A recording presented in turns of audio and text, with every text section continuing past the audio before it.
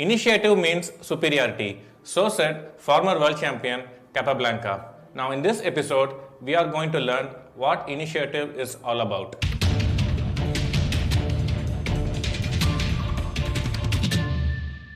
So now we have Karthi and Aravind, two grandmasters, and I'm going to explain to them what initiative means in chess and how important it is.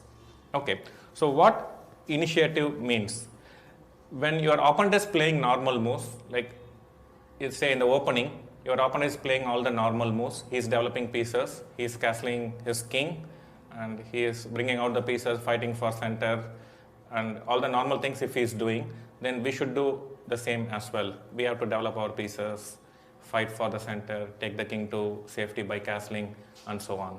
But sometimes it happens that players below 2400, they are not always playing all the opening principles, they are not following all the opening principles properly, and they'll be making some mistakes, or sometimes they'll be breaking some principles. Okay, they might bring the queen too early, they may try to win a pawn, let's say queen b6, queen takes b2, something like this, or they may make some unnecessary pawn moves, a6, h6, a3, h3, when it is not really required.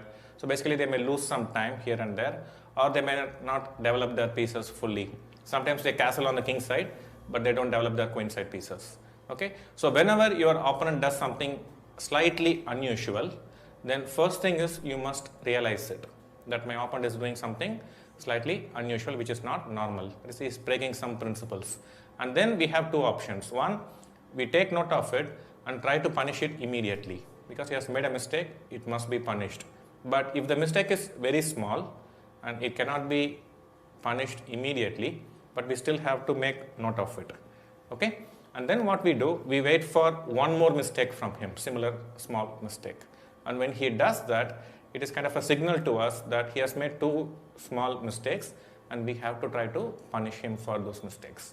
Okay, so this is when we have to play for initiative. Now playing for initiative, what does it mean? Basically when we have initiative, it is like we are giving threats, we are dictating the terms, and our opponent is reacting to it. We attack something, he is defending it. Then we have the initiative. Okay, I am giving a threat, he is defending against the threat. Then we have the initiative. Okay, so now what is the difference between initiative and attack?